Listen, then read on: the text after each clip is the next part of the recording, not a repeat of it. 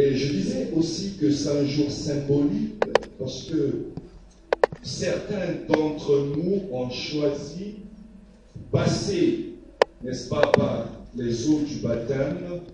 Certains d'entre nous ont mûri une réflexion et ont voulu consacrer, n'est-ce pas, rendre sacrée leur vie pour Dieu.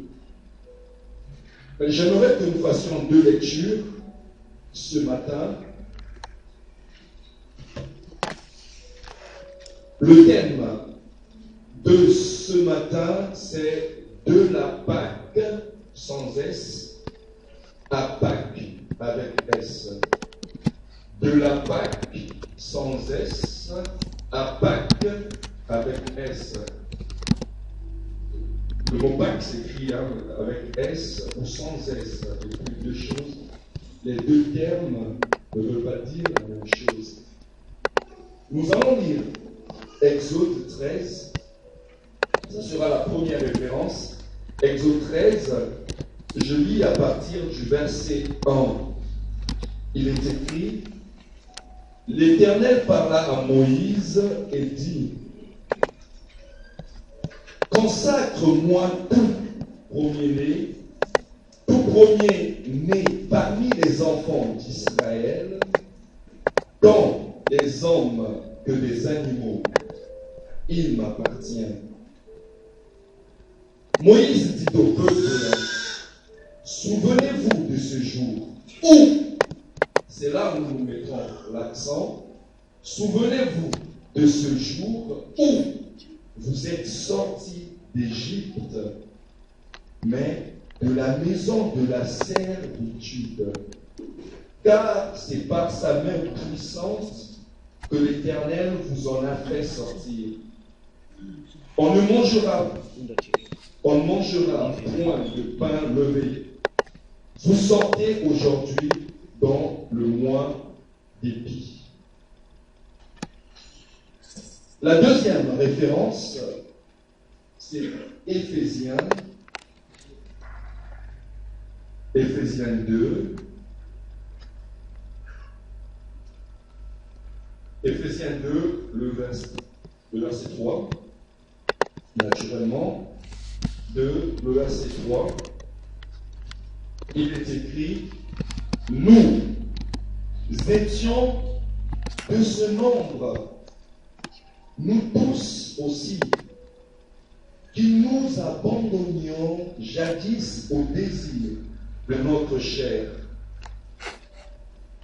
Nous faisions ses volontés suivant ses impulsions et nous étions par nature, tout comme les autres, voués à la colère. Mais, heureusement, Dieu est riche en miséricorde à cause du grand amour qu'il nous a aimés.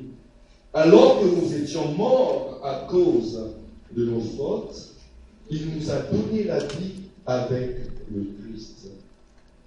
Amen. Oh, j'aimerais que nous prions encore. Seigneur, nous voulons te dire merci pour ton amour, ta grâce surtout. Merci pour ce jour où nous commémorons, Seigneur, ta résurrection, mais aussi le passage, la transition entre le monde, entre le règne du péché et le règne de la grâce.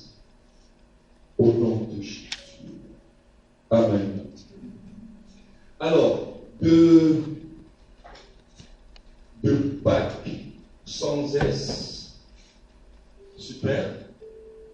De Pâques sans S, accent complexe, alors, de Pâques à Pâques avec S.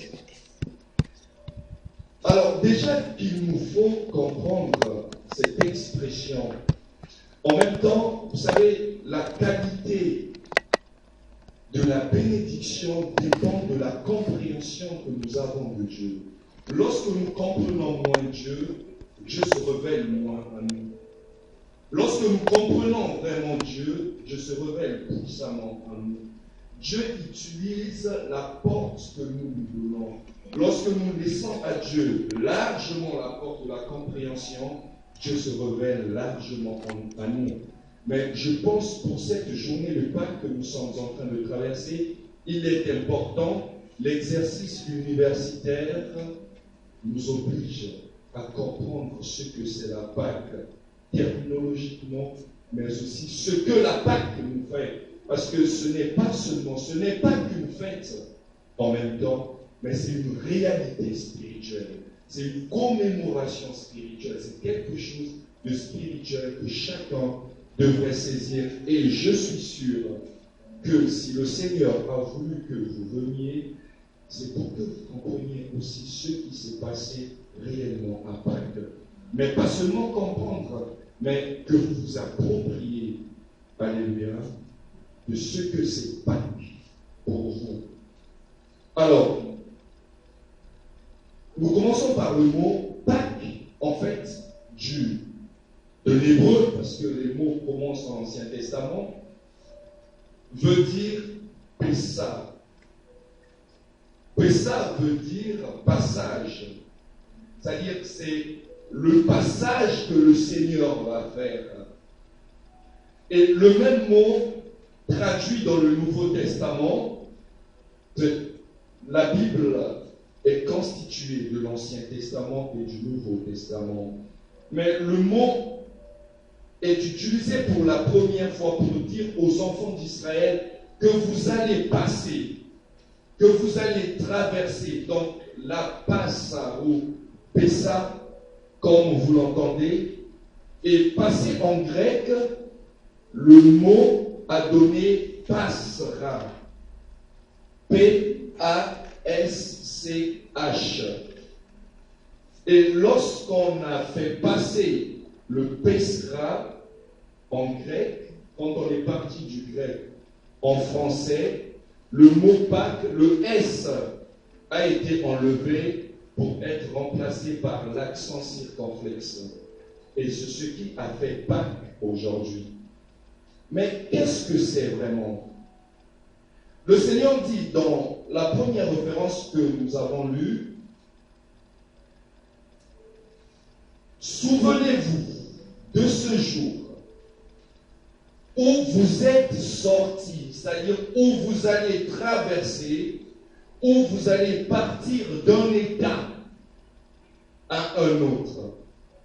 Rappelons-nous que les enfants d'Israël ont passé, tout comme les Africains, ont passé 4 siècles d'esclavage en Égypte. Les enfants d'Israël, pendant 4 siècles, ont été soumis aux travaux forcés. Le mot servitude dans Exode est le mot yavad en hébreu, qui signifie travail, mais qui signifie également corvée, qui signifie en d'autres termes esclave. Vous savez, la seule volonté d'un esclave, la seule capacité d'un esclave, c'est d'obéir à son maître. Un esclave n'a pas d'autre volonté déjà que sa raison est prise par son maître. Il ne peut pas faire autre chose qu'obéir. Parce qu'un esclave est fait pour ça. Et donc, pendant 400 ans, vous savez, une année fait 365 jours, sinon 366 jours pour une année bissextile. Et il faut multiplier les 365 jours, n'est-ce pas, déjà par 4,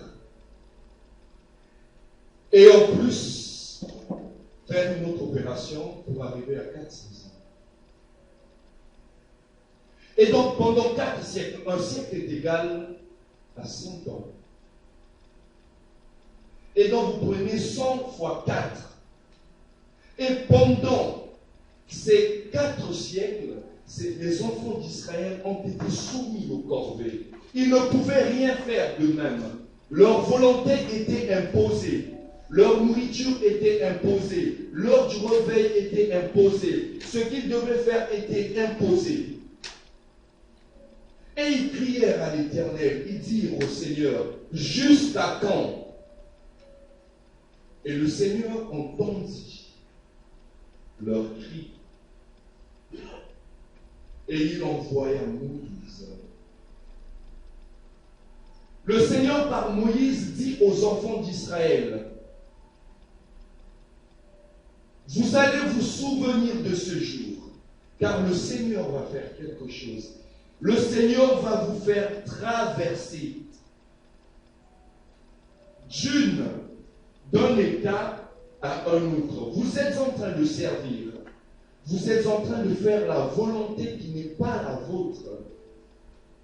Vous êtes en train d'obéir à d'autres volontés. Mais lorsque vous allez traverser, c'est-à-dire, lorsque le Seigneur va vous faire passer, vous arriverez à un autre pays, à un autre état, où vous ne ferez plus la volonté de quelqu'un d'autre, mais où vous ferez votre volonté, où vous agirez selon vous-même, dans ce pays où coule le lait et le miel. Vous arriverez, je vous emmènerai par le passage que je vous ferai par la mer Rouge, parce que c'est ça le passage, vous irez à Canaan, à la terre promise. Alléluia. Et le Seigneur dit, souvenez-vous de ce jour. Et la Pâque, c'est ce passage que les enfants d'Israël empruntent. C'est cette voie. C'est la mer Rouge qu'ils sont en train de traverser. Le Seigneur Dieu les fait passer par les eaux de la mer Rouge pour les emmener ailleurs. Et juste avant de traverser, le Seigneur Dieu les a conscientisés. Avant que vous ne traversiez, confessez que je suis Dieu. Confessez que c'est moi qui vais vous traverser. C'est moi qui vais vous emmener d'un état pécheur à un état d'homme libre. Alléluia.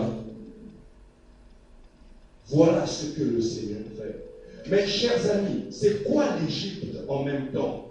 L'Égypte, c'est ce règne du péché que nous avons hérité d'Adam et Ève. Vous savez, lorsque le Seigneur crée le monde, lorsque Dieu est en train de créer le monde selon le livre de Genèse, quelque chose se passe. Dans Genèse 1, que vous lirez peut-être chez vous, Genèse 1, le verset 1, quelque chose d'extraordinaire se passe, mais que je sais que très peu font attention. Lorsque vous lisez Genèse 1, la Bible dit quelque chose, mais il y a un mystère à l'intérieur. Il y a un mot de passe.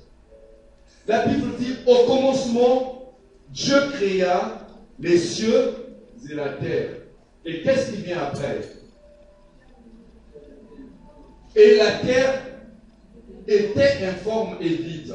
Je vais vous dire quelque chose. En hébreu, le verbe être n'existe pas. À la place du verbe être, il y a le verbe devenir.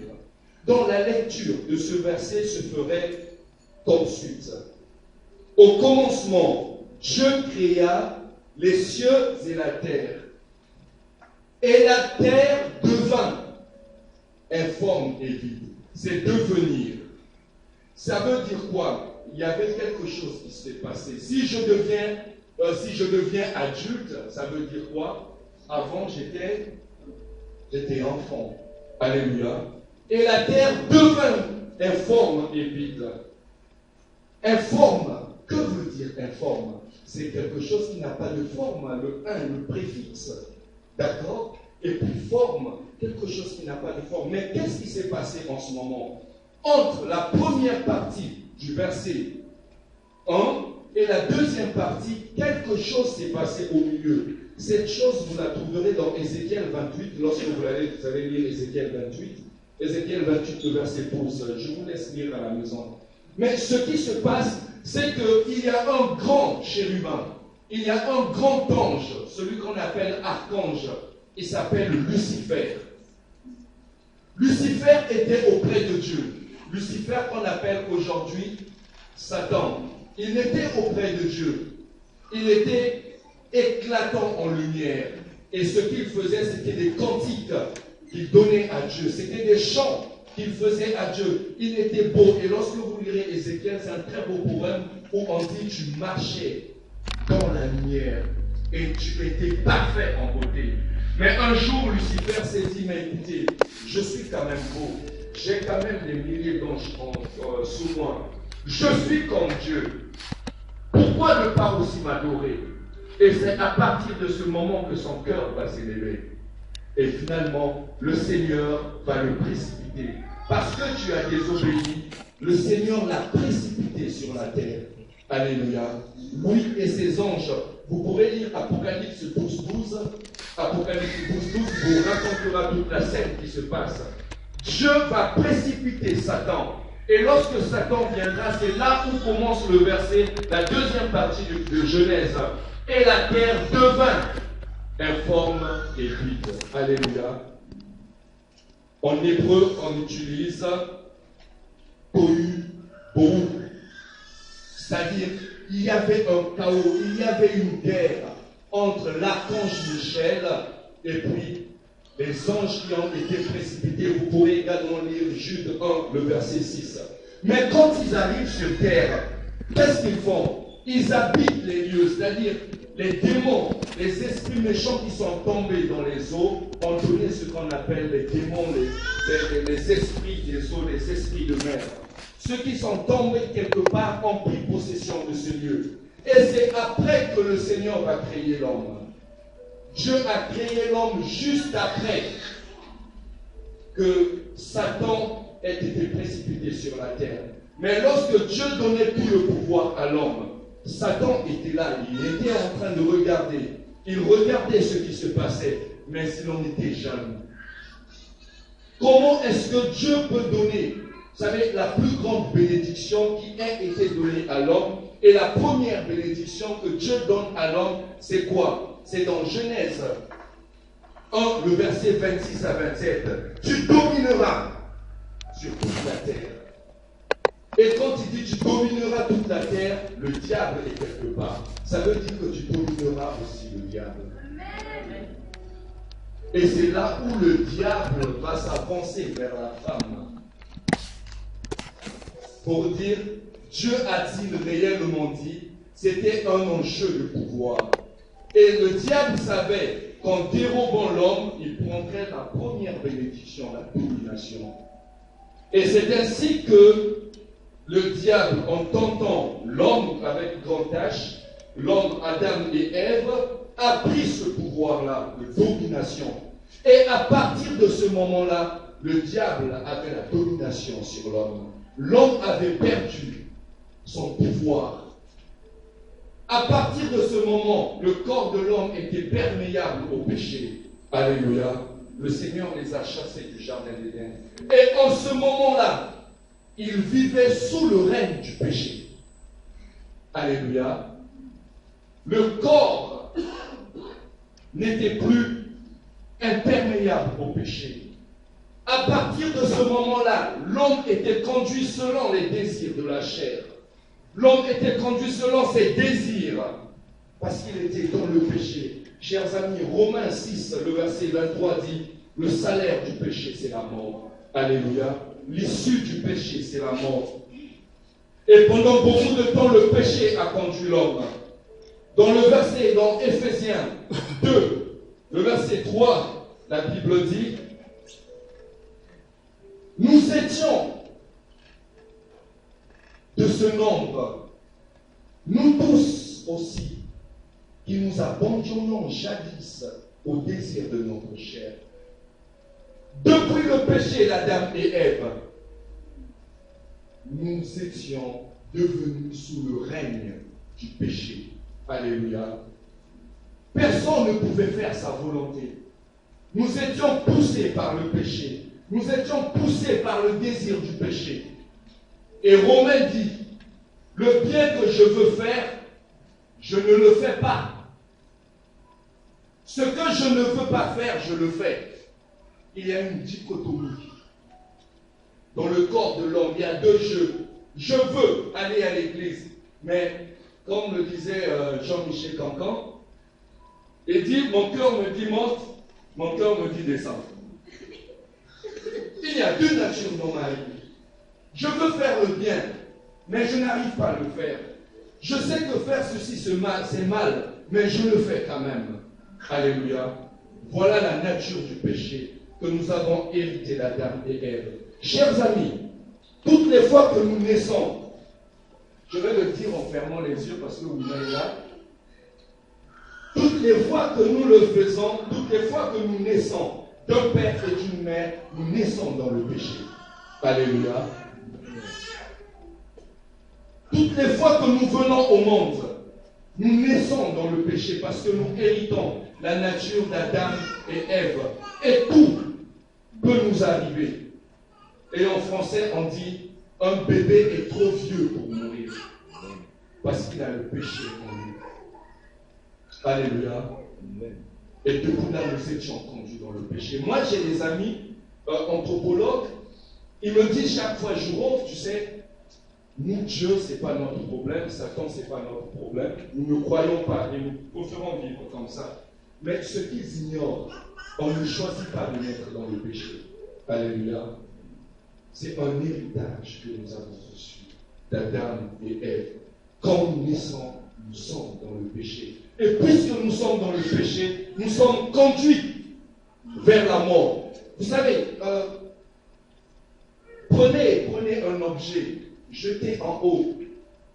Peu importe l'objet, ça va tomber. L'intensité, la force de la pesanteur. Pour ceux qui ont fait les sciences physiques, on vous parlera de G. Nos corps retournent à la poussière. Alléluia. C'est une force qui nous entraîne vers la mort. Toutes les fois que nous naissons, toutes les fois que nous vivons, toutes les fois que nous sommes là, nous sommes conduits à la mort. Alléluia. Mais le Seigneur attend, Jean 3,16 intervient à ce moment-là. Car Dieu a tellement aimé le monde. Qu'est-ce qu'il fait? Il envoie son Fils. Parce que si le Seigneur avait laissé le monde, chers amis, personne n'est sauvé par ses œuvres. Personne ne peut être sauvé par les œuvres. Vous pouvez, Paul disait dans 1 Corinthiens 13, il dit, quand je parlerai les langues des hommes et des anges, quand même je parlerai les langues des hommes et des anges, quand même je donnerai mon cœur pour être brûlé pour les pauvres, vous savez, les actions humanitaires, quand même je donne certaines choses aux pauvres, je distribue tout mon argent. Si le Seigneur n'a pas agi dans votre vie, chers amis, tout cela est vain. Nous ne sommes pas sauvés par nos œuvres. Tant que le sang d'Adam coule encore dans notre vie, chers amis, la mort vous appelle. Vous êtes dans le péché. Vous vivez dans le péché. Tant que vous êtes sorti d'un père et d'une mère, et que vous êtes né d'une femme, vous avez en vous le péché. Peu importe ce que vous faites. Peu importe ce que vous donnez, peu importe ce que vous faites à l'église, peu importe ce que vous donnez dans les compagnies humanitaires ou associations humanitaires. Et c'est là où le Seigneur, voyant le peuple aller vers le péché, il va envoyer son Fils. Alléluia. Parce qu'il ne voulait pas que quelqu'un périsse. Il envoie Jésus. Et il dit, quiconque, Romains 19, si tu confesses de ta bouche, peu importe le chemin, nous allons naturellement vers le péché, nous allons naturellement vers la mort. C'est une nature, chers amis, et je vais ouvrir une parenthèse pour dire que le péché n'est pas un acte. C'est pas parce que j'ai volé que j'ai péché. Le péché est une nature. Alléluia. Chasser le naturel et revenir au galop. Combien de gens se sont repentis? J'ai fait ceci, je suis allé demander pardon. Le lendemain, je tombe. Le lendemain, je refais la même chose parce que c'est une nature. Alléluia. Le Seigneur, voyant les gens aller vers la mort, étant poussés par la nature du péché, vivant sous le règne de l'Égypte, vivons sous le règne de l'esclavage, faisons les désirs qu'il ne voulait pas, faisons des choses qu'il ne voulait pas. J'ai commencé par l'Égypte pour dire toutes les fois que nous sommes nés d'Adam, nous sommes sous le règne du péché. Alléluia. Mais le Seigneur va envoyer son Fils, Jésus. Il dit, quiconque croit en lui sera sauvé. Chers amis, le salut est un passage d'un état à un autre. Le Seigneur envoie Jésus afin que, par le sang de Jésus, nous traversons d'un état de péché à un état d'homme libre. Alléluia. Amen. Chers amis, il faut que vous plongiez. Il faut que vous vous baigniez dans le sang de Jésus. Il faut que vous passiez par la mer Rouge. Il faut que vous quittiez l'Égypte pour aller à la terre promise, mais en passant par les eaux du baptême.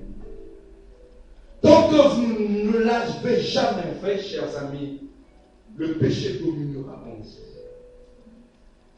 Le péché vous imposera ce qu'il veut que vous fassiez. Tant que vous n'avez pas décidé de passer par le sang de Jésus, de passer de l'Égypte à la terre promise, de passer par les eaux du baptême, vous savez la nature du péché. Vous pourrez avoir la volonté d'aider tout le monde, sauf personne. Vous pourrez avoir la volonté de faire tout ce qui est bien, mais le salut ne s'obtient pas par les œuvres. Alléluia. Le salut s'obtient par la grâce. C'est en passant par ces eaux de baptême. Voilà pourquoi aujourd'hui, nous célébrons la Pâque. Parce que nous nous rappelons de ce sang que Jésus a versé, de ce sang par où nous passons pour aller de l'état de pécheur, d'état d'homme pécheur à un état d'homme libre. C'est la Pâque, c'est le passage. Nous commémorons cela, nous rompons le pain, nous buvons le vin, parce que nous nous rappelons de ce passage que le Seigneur a fait pour tous ceux qui ont traversé la mer, pour tous ceux qui sont partis d'un état à un autre. La Pâque n'est pas une fête culturelle. La Pâque est une célébration culturelle. Nous rendons grâce à Dieu pour ce passage. Dans Exode, la Bible disait, souvenez-vous. Tout à l'heure, nous avons chanté, que puis-je donner à un ami si fidèle, à un Dieu si aimant. Chers amis, ce jour serait une action de grâce. Seigneur, merci, parce que je suis passé d'état d'homme pécheur à un état d'homme libre. Et la Pâque historique des enfants d'Israël, c'est ce qui est sans cesse. Ils se rappellent de la fois où le Seigneur les a fait passer de l'Égypte à la terre promise. La Pâque avec S, c'est l'action de grâce que nous élevons à Dieu. Seigneur, tu nous as fait passer du règne du péché au règne de la vie. Alléluia. Oh, j'aimerais que nous prions, que nous disions merci. Merci Seigneur, parce que à Pâques, tu nous as